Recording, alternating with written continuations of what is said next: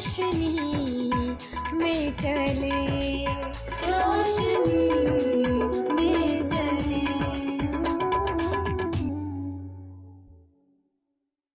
مسیح یسوع کے عظیم بابرکت نام میں آپ سب کی سلامتی ہو۔ میں آپ کی ہوسٹ فریہ خان مسیح ایک بار پھر آپ کو خوش آمدید کہتی ہوں پروگرام کلام کی روشنی میں، اور میں اپنے تمام ناظرین کو خوش آمدید کہتی ہوں اس پروگرام میں۔ ہمیشہ کی طرح ہمارے آج کا موضوع بھی انتہائی دلچسپ ہے۔ آج ہم سیکھیں گے وائس کی کتاب کے 4 اور 5 باب میں سے، اور آج بھی زبردست اسپیکر ہمارے ساتھ موجود ہیں، پادری عزیز انور۔ سر، میں آپ کو ویلکم کرتی ہوں اس پروگرام میں۔ تھینک یو سو مچ کہ آپ آئے۔ بہت شکریہ بیٹا، آپ نے مجھے دعوت دی۔ میں آپ کا اور آپ کے ادارے کا بہت شکر گزار ہوں کہ اس کتاب کے تعلق سے پاک کلام کی سچائیوں کو سیکھنے کا ہمیں موقع ملا ہے، اور ہم مل بیٹھ کر اس محفل میں خدا کے کلام کو سیکھ سکتے ہیں۔ خدا ان کا شکر ہے۔ سر، میرا آپ سے سوال ہے وائس کی کتاب کے 4 باب میں سے 9 سے 12 آیات کے مطابق 2 ایک سے بہتر کیوں ہیں؟ اگر ہم دیکھیں وائس کی کتاب کے 4 باب کی 12 آیت میں، تو حضرت سلیمان اس 12 آیت کی آخری بند میں کہتے ہیں کہ تہری ڈوری جلد نہیں ٹوٹتی ہے۔ تو حضرت سلیمان اس سے ہمیں کیا سمجھانا اور سکھانا چاہتے ہیں؟ بہت خوبصورت بات پوچھی آپ نے، یا اس بہت خوبصورت سوال کیا آپ نے۔ جی سر۔ لیکن اگر آپ 4 باب کی 7ویں آیت سے 12ویں آیت تک کو تھوڑا سا تجزیہ کر کے دیکھ لیں، جی، تو اس میں سب سے پہلی بات یہ ہے کہ ان آیات میں 7ویں آیت سے 12ویں آیت تک سلیمان بادشاہ ایک اور مثال پیش کرتا ہے جس سے وہ ثابت کرتا ہے کہ یہ سب بطلان ہے۔ جی، پہلے دن سے میں نے آپ سے گزارش کی تھی کہ وہ قرارداد پیش کرتا ہے، اور وہ قرارداد یہ ہے کہ باطل ہے، سب کچھ باطل ہے۔ جی، جس کے لیے میں نے آپ سے عرض کیا تھا کہ باطل سے مراد جھوٹ نہیں ہے، جی، کہ یہ سب کچھ جھوٹ ہے۔ جب سلیمان بن داؤد اس کتاب میں باطل کا لفظ استعمال کرتا ہے اور کہتا ہے کہ سب کچھ باطل ہے، تو اس کا مطلب یہ ہے کہ یہ سب کچھ جو کچھ بھی ہے، جس کا وہ بعد میں 12ویں باب تک اس کا ذکر کرتا ہے، وہ کہتا ہے کہ ان کا وجود تو ہے، جی، پر اس وجود کو استحکام نہیں ہے، وہ ناپائیدار ہے، جی، اور اس ناپائیدار وجود کو وہ باطل کا نام دیتا ہے۔ جی، یہاں بھی 4 باب میں 7ویں آیت سے 12ویں آیت تک جب ہم مطالعہ کرتے ہیں تو وہ ایک اور ایسی مثال کو پیش کرتا ہے جس سے وہ یہ ثابت کرنا چاہتا ہے کہ اس کو بھی استحکام نہیں ہے۔ جی، مثلاً وہ کہتا ہے کہ جس کے پاس ہے ہاں جی، وہ اس پر قناعت نہیں کرتا، جی، وہ اس پر صابر اور شاکر نہیں ہے، ہاں جی، بلکہ وہ ہر وقت اس کو آگے بڑھانے اور جمع کرنے کی کوشش میں لگا رہتا ہے۔ جی، تو اس کے لیے وہ کہتا ہے کہ یہ سب باطل ہے۔ وجہ یہ ہے کہ وہ اس سے وقتی طور پر تو لطف اٹھا سکتا ہے، ہاں جی، خوش ہو سکتا ہے، اس سے وہ سکون حاصل کر سکتا ہے، لیکن اس کی وجہ کہ وہ سب کچھ حاصل کرنا چاہتا ہے خود غرضی بن جاتی ہے۔ ایسا ہی ہے، اور وہ کہتا ہے کہ خود غرضی کا علاج کوئی نہیں۔ ایسا ہی ہے، چونکہ خود غرضی کا علاج کوئی نہیں، اس لیے خدا نے کہا کہ انسان کا اکیلا رہنا اچھا نہیں۔ اچھا نہیں ہے، پیدائش کی کتاب 2 باب اور اس کی 18ویں آیت۔ ہاں جی، اور پھر اسی بطلان کو، اسی اس ناپائیداری کو بیان کرتا ہے، وہ کہتا ہے کہ وہ شادی شدہ جو زندگی ہے، جی، یا جو 2 نفوس کے درمیان یا لوگوں کے درمیان جو تعلق ہے، جو دوستی ہے، جو محبت ہے، ہاں جی، وہ اس کی حمایت کرتا ہے۔ اور حمایت کیا کرتا ہے کہ 1 سے 2 بہتر دو ہے۔ بہتر ہیں، اور 1 سے 2 بہتر ہے جب وہ بیان کرتا ہے، تو اس میں سب سے پہلے وہ یہ مثال دیتا ہے کہ دنیاوی کاموں میں ہمیں ایک دوسرے کی ضرورت ہے. ایسا ہی ہے. اب جب اس نے لکھا ہے دوسرے باب کی پیدائش میں 18ویں آیت میں، اس نے دیکھا کہ آدم کا اکیلا رہنا اچھا نہیں. ہاں جی. اور وہاں اس نے ایک بات کہی، خدا نے کہا میں اس کی مانند ایک دوسرا مددگار بناؤں گا. اب وہ مددگار جو ہے وہ لوگوں نے اس کو اتنا محدود کر دیا ہے، وہ صرف میاں بیوی تک اس کو محدود کر دیا ہے. اور اس کے اصلی معنی جو ہیں وہ جو بیبلیکل جو خدا کے کلام میں اس کے جو معنی ہیں وہ لوگوں کے ذہنوں سے محو ہو کر رہ گئے ہیں اور وہ اس کی سچائی کو نہیں جانتے. کیونکہ وہ مددگار سمجھتے ہیں جیسے کسی دکان پہ کوئی ہیلپر ہے، کسی چائے والے کھوکھے پہ کوئی ہیلپر ہے، اس طرح سے وہ اس ہیلپر کو، کسی بس میں کوئی ہیلپر ہے تو یہ کیا جی یہ مددگار ہے. یہ بالکل بائبل کے سچائی کے خلاف یہ اصول ہے جو لوگ سمجھتے اور بیان کرتے ہیں. یہ ایسا بالکل غلط ہے. بائبل کے مطابق مددگار کون ہے؟ اس کے بائبل میں جو لفظ استعمال کیا گیا ہے عبرانی کا وہ یہ ہے کہ فرض کیا میں کوئی کام کر رہا ہوں، میرے یہ دونوں ہاتھ بزی ہیں. اب میں ان دونوں ہاتھوں کے علاوہ میرے پاس تیسرا ہاتھ نہیں ہے. اب مجھے ان دو ہاتھوں میں سے اگر میں چھوڑتا ہوں تو میرا کام خراب ہو جائے گا، جو میں کر رہا ہوں وہ ادھورا رہ جائے گا. اب مجھے ایک تیسرے ہاتھ کی ضرورت ہے جو ان دو ہاتھوں کی مدد کرے گا. وہ جو مددگار ہے وہ تیسرا ہاتھ بائبل کے اس عبرانی کے لفظ کے مطابق مددگار ہے. یعنی جہاں ایک اکیلا محدود ہو جاتا ہے یا بے بس ہو جاتا ہے یا اکیلے کو تیسرے ہاتھ کی ضرورت پڑتی ہے تو وہاں جو ہاتھ اس کی مدد کرتا ہے وہ اس کا مددگار ہے، جس کو بائبل مقدس میں خدا کا بندہ سلیمان بن داؤد یہ کہتا ہے ایک سے دو بہتر ہے. جب ہم سلیمان کے اس زندگی کی سٹرگل کو، جدوجہد کو، اس کے کام کو دیکھتے ہیں تو وہ اس بات کو بیان کرتا ہے کہ دنیا میں بھی ہمارے جتنے کام ہیں، جو کچھ بھی ہم کرتے ہیں اس میں ہمیں ایک دوسرے کی ضرورت ہے. اور ایک دوسرے کی اگر مدد نہیں کرتا تو کام ادھورے رہ جاتے ہیں.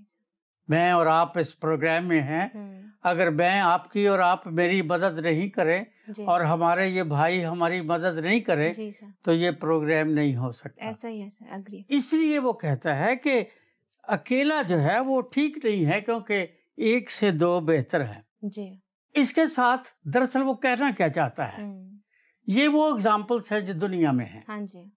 اس کے ساتھ وہ کہنا کیا چاہتا ہے، تو سلیمان بادشاہ نے اپنی زندگی میں خدا سے حکمت کو مانگا اور خدا نے اسے حکمت بھی دی، شہنشاہیت بھی دی. ویسا شہنشاہ نہ کبھی ہوا ہے نہ اس کے بعد کبھی ہوگا. پر اس نے زندگی میں اپنے ان تجربات کو سامنے رکھتے ہوئے 400 بیویاں اور 600 ہربے بیاہ لایا وہ. اب اس کا جو محل تھا یا اس کے جو محلات تھے وہ بتوں سے بھر گئے، وہ جادوگروں سے بھر گئے، وہ پیروں فقیروں سے بھر گئے. اس کے بیڈ روم سے لے کر، اس کی خوابگاہ سے لے کر ہیکل تک بت ہی بت جب نصب ہو گئے پھر اس نے سیکھا کہ ایک سے دو بہتر ہے. یعنی وہ جن کو بھی بیاہ کر لایا تھا ان میں کوئی ایک خاتون ایسی نہیں تھی جو اس کے ساتھ دعا میں کھڑی ہو سکتی، اس کے ساتھ دعا میں بیٹھ سکتی، اس کے لیے روزہ رکھ سکتی، اس کے لیے خدا سے مانگ سکتی. وہ تخت پر بیٹھ کر عدالت کرتا اور وہ گھر میں بیٹھ کر یا اس کے پیچھے بیٹھ کر دعا کرتی اور خدا سے اس کے لیے حکمت مانگتی.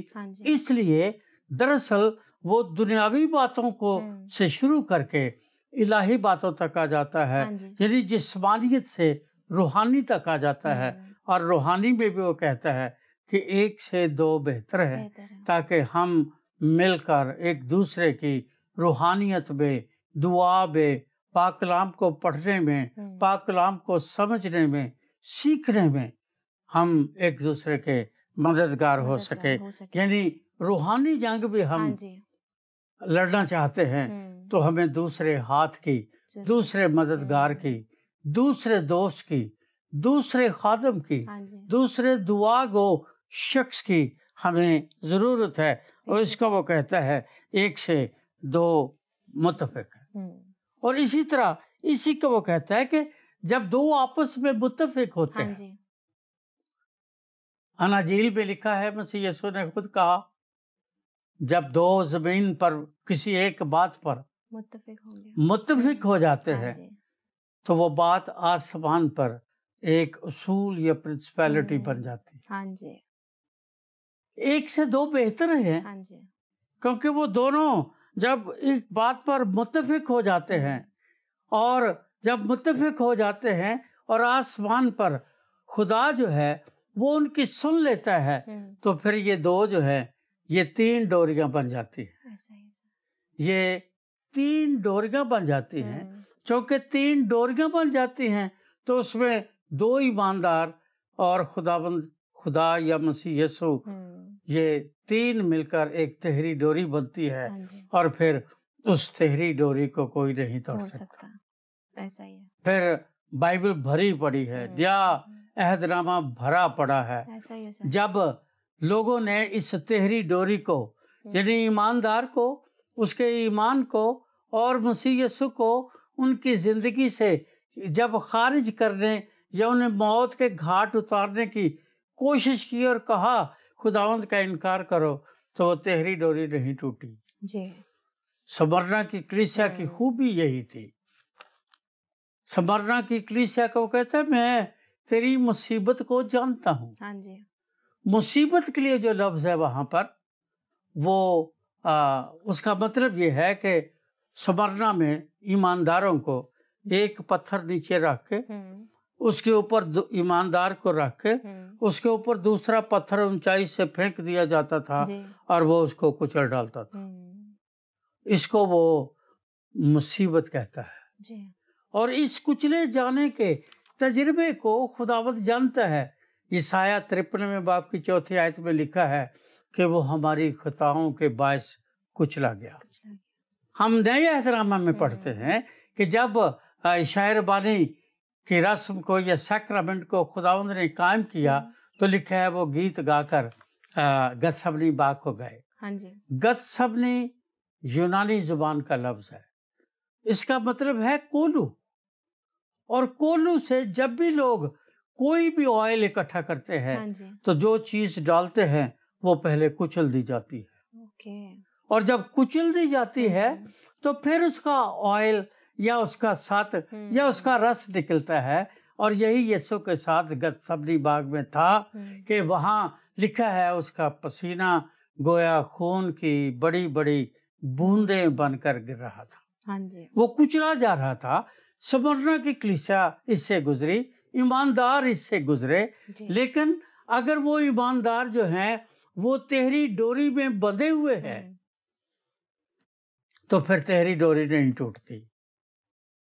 اور پھر سمرنا کو خداوند نے کہا میں تیری مصیبت، تیری غربت، تیری لعن طعن کو جانتا ہوں، پر جو آخر دم تک برداشت کرے گا زندگی کا تاج پائے گا.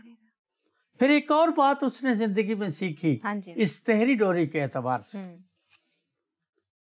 زبور 127 آپ نے اگر کبھی پڑھا ہو، اس کا آغاز اس طرح سے ہوتا ہے اگر خداوند ہی گھر نہ بنائے تو بنانے والوں کی محنت اب سے. 1005 گیت لکھے سلیمان بادشاہ نے، پر زبوروں کی کتاب میں اس کے صرف 2 زبور ہے. رہے گا نام سدا تیکر مسیدہ، زبور 72 اور زبور 127. اس نے 127 زبور جب لکھا تو یہ بھی اسی تہری ڈوری کے حساب سے لکھا.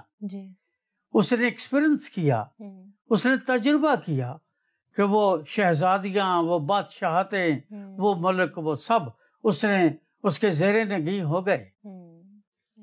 لیکن گھر نہیں بن سکا. مکان تو بن گئے محل کھڑے ہو گئے، مکان خوبصورت ہو گئے۔ تو یاد رکھنا بیٹا کہ انسان مکان بنا سکتا ہے، گھر نہیں بنا سکتا۔ گھر صرف خدا بناتا ہے، اور جب خدا گھر بناتا ہے تو پھر وہاں تہری ڈوری ہوگی تو گھر بنے گا، اگر تہری ڈوری نہیں ہوگی تو گھر نہیں بنے گا۔ کسی شخص نے کہا ہے کہ میرے خدا مجھے اتنا تو معتبر کر دے، میرے خدا مجھے اتنا تو معتبر کر دے کہ میرے مکان کو میرا گھر کر دے۔ مکان تو روز بنتے ہیں، تاج محل مکان ہے، گھر نہیں ہے۔ دنیا میں جتنے بڑے بڑے ٹاورز، بڑے بڑے بلڈنگز، بڑے بڑے محل ہیں، وہ مکان ہیں۔ وائٹ ہاؤس مکان ہے، وہ گھر نہیں ہے، کیونکہ گھر خدا بناتا ہے۔ اور جب ہم بائبل کے مطابق یا زبور 127 کے مطابق، یا جب ہم سلیمان بادشاہ کے اس تخیل، اس تصور، اس آرکیٹیکٹ کے مطابق گھر کی بات کرتے ہیں، تو گھر کی 3 ڈوریاں ہیں۔ نمبر 1، خدا پرست شوہر یا خدا پرست باپ، خدا پرست بیوی یا خدا پرست ماں، اور تیسرا ہے فرمانبردار اولاد۔ یہ جو مثلث ہے، ٹرائنگل ہے، یہ تیری ڈوری ہے، لیکن قائم کس میں ہے؟ خدا میں۔ سلیمان نے اپنی زندگی میں اس کا ایکسپیرئنس کیا، چونکہ اس نے اس کا تجربہ کیا، اس لیے وہ کہتا ہے اگر خدا گھر نہ بنائے تو بنانے والے مکان تو بنا سکتے ہیں، وہاں بچے بھی ہو سکتے ہیں، بیوی بھی ہو سکتی ہے، رشتہ دار بھی ہو سکتے ہیں، بہنیں بھی، سب کچھ بہت بڑا گھر بھی ہو سکتا ہے، بہت بڑی بلڈنگ بھی ہو سکتی ہے، بہت سارے لوگوں کی تعداد بھی اس میں ہو سکتی ہے، پر اگر اس کی بنیاد خداوند خدا اور اس کا فضل اور اس کی بناوٹ نہیں ہے تو وہ گھر نہیں، مکان ہے۔ اس لیے وہ کہتا ہے کہ تہری ڈوری نہیں ٹوٹتی۔ سر آئی ریئلی اپریشیٹ، آپ نے بہت ہی اچھے طریقے سے بیان کیا کہ کیوں 1 سے 2 بہتر ہیں۔ اور میرا اگلا سوال آپ سے وائز کی کتاب کے 5ویں باب میں سے ہے۔ حضرت سلیمان نے ہمیں 5ویں باب کی پہلی 3 آیات میں خدا کے گھر میں اپنے آپ کو چلنے کی ترکیب کیسے دی؟ بہت شکریہ بیٹا، آپ نے بہت اچھا سوال کیا ہے۔ جی سر۔ دنیا میں نے آپ سے اس دن بھی عرض کیا تھا کہ 60% لوگ ہیں جو اپنے آپ کو مذہبی کہتے ہیں۔ ایسا ہی ہے۔ وہ ارسپیکٹولی کہ وہ کس مذہب سے ہیں، ہاں جی، اس کی کوئی بات نہیں۔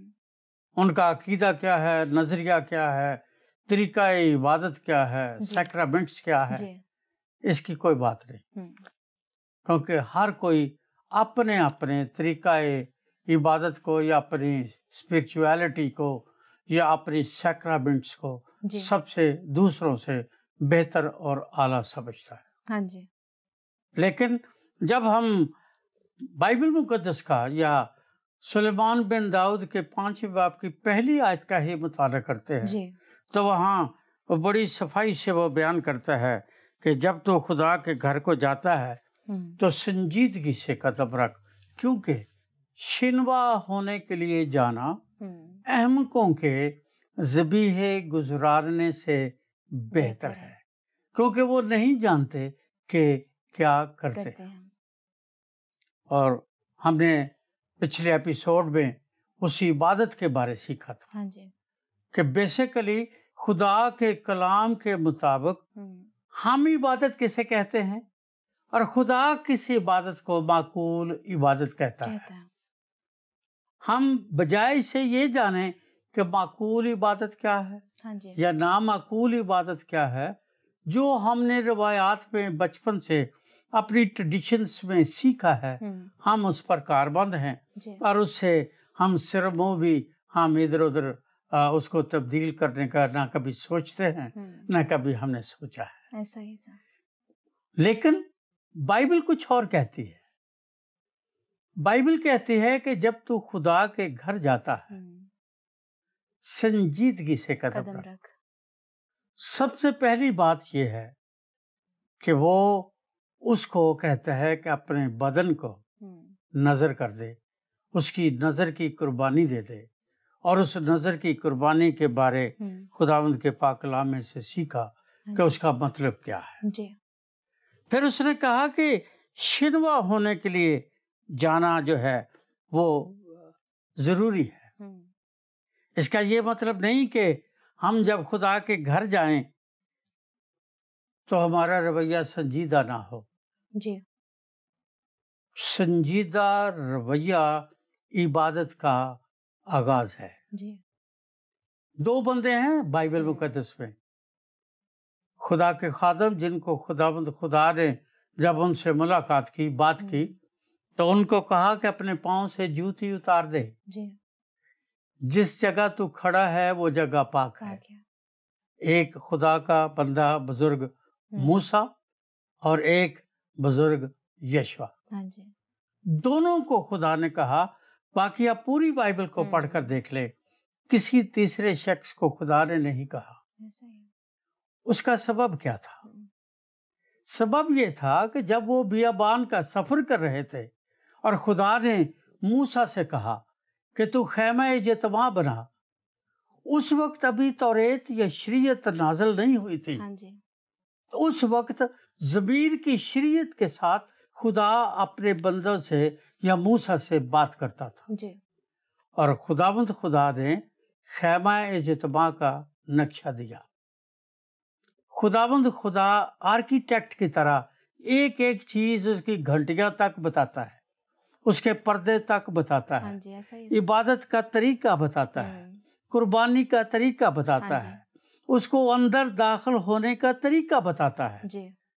اب چونکہ موسیٰ اور یشوع اور ہارون اس سارے کام میں تہری ڈوری کے طور پر شامل تھے، اس لیے ان کو معلوم تھا کہ جب خدا کے گھر میں داخل ہونا ہے تو جوتی اتار کے جانا ہے۔ یہ پہلا قدم ہے سنجیدگی کا۔ آج ہمارے پلپٹ سے اناؤنسمنٹ ہوتی ہے، پادری صاحبان اناؤنسمنٹ کرتے ہیں، اپنی جوتیاں باہر اتاریں، اپنی آنکھیں بند کریں، ہم دعا کریں گے، بیٹیاں بہنیں سر پہ دوپٹہ لے لیں، ہم دعا کریں گے۔ یعنی 2000 سال کی مسیحیت ہندوستان پاکستان میں 2000 سال سے مسیحیت موجود ہے، اور 2000 سال میں ہماری قوم، ہماری کلیسیا یہ سیکھ نہیں پائی کہ عبادت کہاں اور کیسے اور کس سنجیدگی سے کرنی چاہیے۔ بالکل سر، ایسا ہی ہے۔ پادری صاحبان کو، خادموں کو اناؤنسمنٹ کرنی پڑتی، ایسا ہی ہے سر۔ ایون دین، اس کے باوجود، اناؤنسمنٹ کے باوجود کتنے لوگ ہیں جو سنجیدگی سے دعا کرتے ہیں۔ آپ نے اکثر دیکھا ہوگا، اب خدا کا خادم جو ہے وہ دعائربانی اور برکت کے کلمات سے ختم کریں گے، ہمیں رخصت کریں گے۔ خدا کا خادم دعائربانی پڑھتا ہے، لوگ چیزیں سمیٹتے ہیں، اور بہنیں بیٹیاں اپنے فیڈر، اپنے بیگز، اپنے تھیلیاں، اپنی جوتیاں، اپنے پرس سیدھا کرنا شروع کر۔ گویا دعائربانی نہیں، ایسے ہے جیسے کسی اسکول کی گھنٹی بج گئی کہ بھی چھٹی ہو گئی، بس اب جاؤ۔ ایسا ہی سر۔ یہ سنجیدگی نہیں ہے، یہ سنجیدگی نہیں ہے۔ جی۔ یہ خدا کے کلام کے مطابق معقول عبادت نہیں ہے۔ جی سر۔ چونکہ معقول عبادت نہیں ہے، اس لیے وہ کہتا ہے سنجیدگی سے قدم رکھ۔ ہاں جی۔ اگر ہم ذہنی طور پر، اگر ہم دلی طور پر، اگر ہم اپنے لباس میں، خروج کے 26ویں باب میں لکھا ہے تمہارا لباس بھی میرا ہے۔ ہاں جی۔ اور جب ہم سیمینری میں تھے، یا میں جب اسٹوڈنٹ تھا سیمینری کا، تو ہمیں سکھایا جاتا تھا کہ کس طرح سے چرچ جانا ہے، کون سا کلر پہننا ہے، کون سا کلر کمبینیشن پہننا ہے، بال کیسے بنانے ہیں، جوتی کیسے پہننی ہے، اس کو پالش کر کے جانا ہے۔ ایک ایک چیز جو آج کے، ہمیں کبھی اجازت نہیں تھی کہ ہم ہاف سلیو یا اس طرح کی کوئی شرٹ پہنے. ہمیں کبھی اجازت نہیں تھی ان بہت ساری باتوں کی جو آج خاتموں کی زندگی میں ہیں، جو اس بات کو ثابت کرتے ہیں کہ وہ غیر سنجیدہ عبادت گزار ہیں. جو سنجیدہ ہیں ان کے لیے وہ کہتا ہے، انہیں تاکید کرتا ہے کہ وہ ان مذہبی رسومات کو بیکار نہ سمجھے. آج شاعر بانی ہے، کتنے لوگ ہیں جو گھر سے، حالانکہ بتایا جاتا ہے کہ اگلے اتوار شاعر بانی ہوگی، کتنے لوگ ہیں جو گھر سے تیار ہو کر آتے ہیں کہ آج شاعر بانی کے لیے جانا ہے. کتنے بیٹے ہیں، بیٹیاں ہیں. اب یہ تو کوئی طریقہ نہیں ہے کہ جناب اس کے سارے جو اجزاء ہیں وہ تیار کر کے رکھ دیے جائیں اور لوگ باری باری سے بڑا سنجیدہ بن کر آئیں اور لیں اور جا کر بیٹھے اور باقی پیچھے بیٹھے لوگ باتیں کرتے رہیں. یہ کون سی عبادت ہے؟ بچوں کو لا کر آپ چرچ میں چھوڑ دیں، وہ پارک بنا کر بھاگ پھر رہے ہیں، آپ گیت گا رہے ہیں، آپ دعا کر رہے ہیں، آپ کلام سن رہے ہیں، کلام سنا رہے ہیں، لوگ پیچھے بیٹھ کر موبائل فون گودی میں رکھ کے اپنے ایسے تو اپنے میسیجز کر رہے ہیں اور میسیجز سن رہے ہیں. یہ تو نامعقول عبادت ہے، اس کو تو عبادت نہیں کہتے. اس لیے وہ کہتا ہے کہ یہ رسومات بیکار اور فضول باتیں نہیں ہیں. یہ چھوٹی چھوٹی باتیں جو ہیں ان کی اگر ہم فرمانبرداری نہیں کرتے تو ہماری قربانیاں بھی بیکار ہیں.